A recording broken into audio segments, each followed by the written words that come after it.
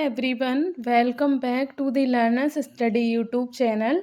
आज की वीडियो में मैं आप लोगों को एक और इम्पॉर्टेंट डे जो कि 21 जून यानी कि आज के दिन का जो इम्पॉर्टेंट डे है उसके बारे में डिटेल में बताने वाली हूँ।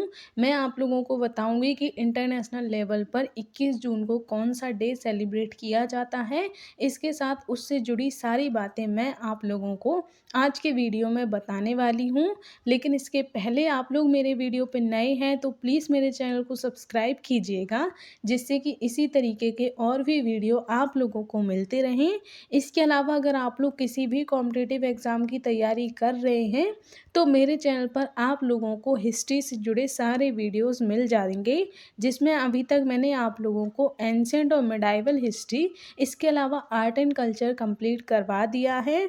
इसके अलावा मेरे चैनल पर आप लोगों को करंट न्यूज़, इसके अलावा जितने भी इंडेक्सेस और रिपोर्ट्स होती हैं वो सभी देखने को मिल जाती हैं। उनके लिंक आप लोगों को डिस्क्रिप्शन बॉक्स में मिल जाएंगे, वहाँ से जाकर आप लोग देख सकते हैं। तो बने रहिए हमारे साथ for learn and study with learners study. चलिए अब हम लोग आज के इम्पोर्टेंट डे के बारे में बात कर लेते हैं। तो 21 जून को अंतर्राष्ट्रीय योग दिवस यानी कि इंटरनेशनल योगा डे सेलिब्रेट किया जाता है और इस साल 2022 का इंटरनेशनल योगा डे सेलिब्रेट किया जा रहा है। तो इसके बारे में ही हम लोग बात करने वाले हैं। अब जैसा कि मैंने बताया, ये 21 जून को मनाया जाता है और इस बार यानी कि 2022 में 7वें नंबर का योग दिवस जो है वो मनाया जा रहा है। अब इसको मनाने का उद्देश्य क्या है, अगर हम इसके बारे में बात करें तो अंतर्राष्ट्रीय योग दिवस का मुख्य उद्देश्य जो होता है वो लोगों में योग अभ्यास के प्रति जागरूकता लाना है। यानी कि लोग योग करें, योग अभ्यास करने का वो लोग उनके अंदर जागरूकता पैदा हो, ये इस डे का सेलिब्रेट करने का उद्देश्य या फिर एम होता है। अब हम लोग अगर 2022 की इंटरनेशनल योगा डे की थीम के बारे में बात करें तो वो है योगा फॉर ह्यूमैनिटी। और मैंने आप लोगों को काफ़ी बार बताया है, थीम का मतलब होता है कि इस साल ये जो डे है वो किस बात पर फोकस करने वाला होता है, उसी को लेकर थीम रखी जाती है। तो 2022 की इंटरनेशनल योगा डे की थीम क्या रखी गई है, वो है योगा फॉर ह्यूमैनिटी यानी कि मानवता के लिए योग। ये इस साल इस डे की थीम रखी गई है, तो इसके बारे में भी आप लोग याद रख सकते हैं। अब हम लोग थोड़ा इसके बैकग्राउंड के बारे में बात कर लेते हैं। यानी कि जैसे अभी मैंने बताया कि इस बार 7वें नंबर का जो योगा डे है वो सेलिब्रेट किया जा रहा है, तो इससे हम लोग कह सकते हैं कि ये 2015 से सेलिब्रेट किया जाता है। यानी कि 2015 में फर्स्ट टाइम सेलिब्रेट किया गया था और अभी 2022 में ये 7वें नंबर का योगा डे सेलिब्रेट किया जा रहा है।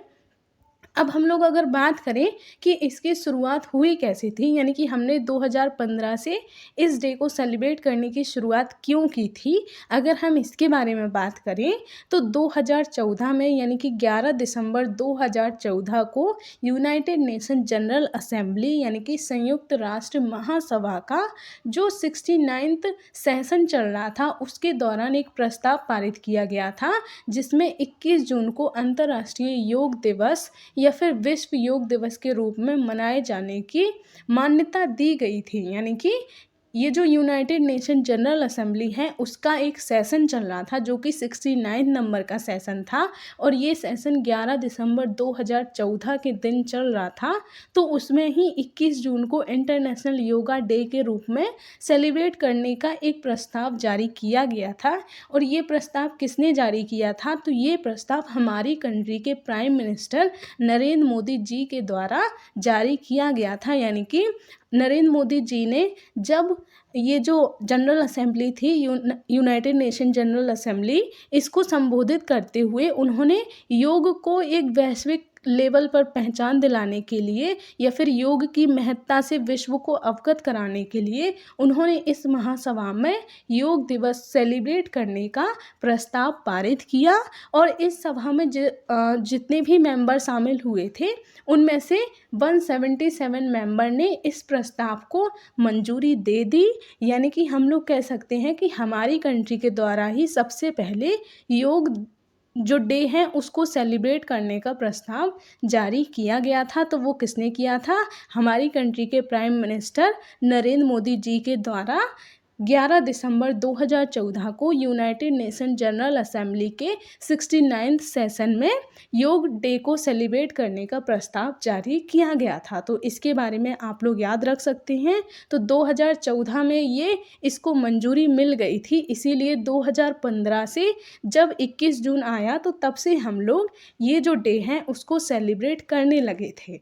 तो इसीलिए 2015 में पहला डे मनाया गया था इंटरनेशनल योगा डे, और इस बार 7वें नंबर का इंटरनेशनल योगा डे मनाया जा रहा है। तो इस तरीके से आप लोग इसके बैकग्राउंड के बारे में भी याद रख सकते हैं। अब हम लोग कुछ और बातें कर लेते हैं कि ये 21 जून को ही क्यों मनाया जाता है। मतलब जैसे कि हम लोग कह सकते हैं कि ये दिसंबर में, यानी कि 2014 में दिसंबर में इसको मनाने के लिए डिसाइड किया गया था। तो इन्होंने 21 जून को ही क्यों इस डे को चुना कि 21 जून को ही योग डे मनाया जाएगा। अगर हम इसके बारे में बात करें तो अगर आप लोगों ने ज्योग्राफी पढ़ी होगी तो उसमें आप लोगों ने पृथ्वी के जो सूर्य और पृथ्वी की जो गतियां हैं उसमें आप लोगों ने एक टॉपिक पढ़ा होगा जिसमें उत्तरी गोलार्ध और दक्षिणी गोलार्ध में जब सूर्य जो है वो जाता है, यानी कि जब हम लोग कह सकते हैं कि उत्तरी गोलार्ध में जो सूर्य है वो जब कर्क रेखा पर लंबवत पड़ता है, जिसे हम लोग सूर्य का उत्तरायण कहते हैं, वो 21 जून को पड़ता है। और इसीलिए उत्तरी गोलार्ध में उस दिन पूरे ईयर का सबसे बड़ा दिन माना जाता है। यानी कि अगर हम लोग सिंपल वे में कहें तो जब सूर्य का उत्तरायण होता है, यानी कि जब सूर्य जो है उसका जो प्रकाश है वो कर्क रेखा पर लंबवत पड़ता है, वो 21 जून को पड़ता है। इसीलिए 21 जून को उत्तरी गोलार्ध में पूरे वर्ष का जो है वो सबसे बड़ा दिन होता है।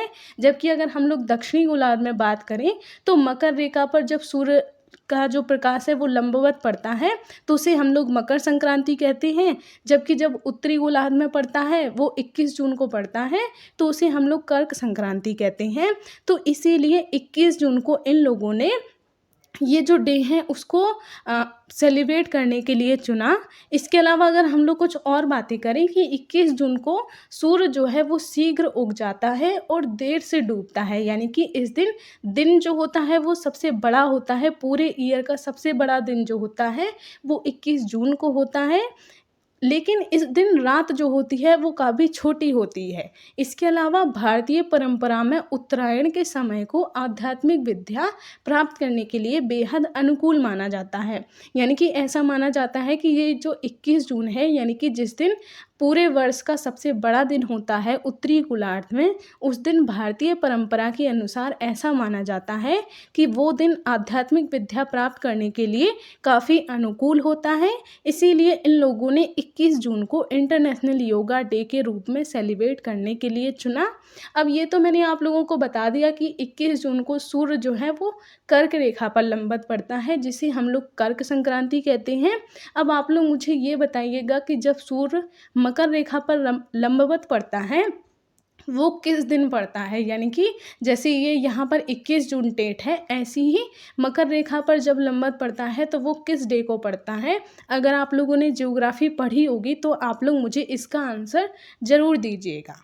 तो अब हम लोग आगे बात कर लेते हैं योगा के बेनिफिट्स के बारे में। तो यहाँ पर कुछ योगा के बेनिफिट्स दिए गए हैं, इनके बारे में भी आप लोग याद रख सकते हैं। जैसे कि अगर हम लोग योग करते हैं तो उससे हमारी नींद जो है वो काफ़ी अच्छी हो जाती है। इसके अलावा हमारा जो ब्लड प्रेशर है और ग्लूकोज का लेवल है वो भी मेंटेन बना रहता है या फिर घट जाता है। इसके अलावा हमारी जो इम्यूनिटी है वो भी बूस्ट हो जाती है। इसके अलावा हमारे बॉडी में जो ब्लड का फ्लो होता है वो भी इंक्रीज़ हो जाता है। इसके अलावा हमारी बोन्स जो हैं, यानी कि हमारी हड्डियां जो हैं वो भी मजबूत बनी रहती हैं। इसके अलावा और भी आप लोग देख सकते हैं हमारी जो हैप्पीनेस है वो भी बूस्ट होती है। इसके अलावा ये वज़न कम करने में भी फ़ायदेमंद होता है, फ्लेक्सिबिलिटी भी बढ़ाता है। तो इस तरीके से आप लोग योगा के बेनिफिट्स के बारे में भी याद रख सकते हैं। अब हम लोग अगर योग के जो अंग होते हैं उनके बारे में बात करें तो यहाँ पर योग के 8 अंग दिए गए हैं। इन्हें अष्टांग योगा कहा जाता है।